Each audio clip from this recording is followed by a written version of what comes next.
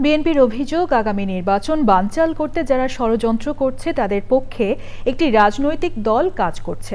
দলের নেতারা বলেছেন, নির্বাচন সামনে রেখে ওই রাজনৈতিক দলের নেতাদের গুরুত্বপূর্ণ জায়গায় বসানো হচ্ছে। রাহুল রায়ের রিপোর্ট। বান্ডেল থাকলে প্রতি সেনমানিতে টাকা বাঁচবে। বিকাশ সেনমানি বান্ডেল কিনে জিতুন প্রতি লেনদেনে। ন্যাশনাল ডেমোক্রেটিক পার্টি এনডিপির ৩৬তম প্রতিষ্ঠাবার্ষিকী উপলক্ষে রাজধানীতে আলোচনা সভায় বিভিন্ন রাজনৈতিক দলের নেতাদের সঙ্গে ছিলেন বিএনপি নেতারাও। আগামী জাতীয় নির্বাচন সহ বিভিন্ন বিষয়ে কথা বলেন তারা।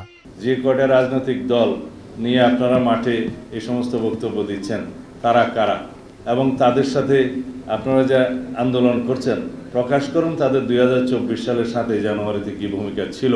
আমরা স্পষ্টই দেখতে পাচ্ছি বাংলাদেশের রাজনীতির ময়দানে এবং নির্বাচনে অস্থিরতা সৃষ্টি করার জন্য, বাংলাদেশের আগামী জাতীয় সংসদ নির্বাচনকে বিলম্বিত করার জন্য এবং পারতপক্ষে বানচাল করার জন্য যে শক্তি কাজ করছে তার পক্ষেই এই রাজনৈতিক দলটি কাজ করছে বলে আমাদের সন্দেহ। কারণ বাংলাদেশে যদি নির্বাচন বিলম্বিত হয় তাহলে ফ্যাসিবাদের উৎপত্তি হবে আবার, এবং পতিত ফ্যাসিবাদ সুযোগ পাবে আবার। সুতরাং সেটাকে আমরা চাইতে পারি? অ্যাসোসিয়েশন অব ইঞ্জিনিয়ার্স বাংলাদেশ অ্যাবের সদস্যদের নিয়ে শেরেবাংলা নগরে বিএনপির প্রতিষ্ঠাতা ও সাবেক রাষ্ট্রপতি জিয়াউর রহমানের সমাধিতে শ্রদ্ধা জানান বিএনপির সিনিয়র যুগ্ম মহাসচিব রুহুল কবির রিজভী। তিনিও চলমান বিভিন্ন ইস্যু নিয়ে কথা বলেন। একটি ইসলামপন্থী রাজনৈতিক দলের লোকজনদেরকে খুব কৌশলে নানাভাবে তাদেরকে বসানো হয়েছে। এটা দিয়ে কিন্তু অবাধ সুষ্ঠু নির্বাচন হবে না।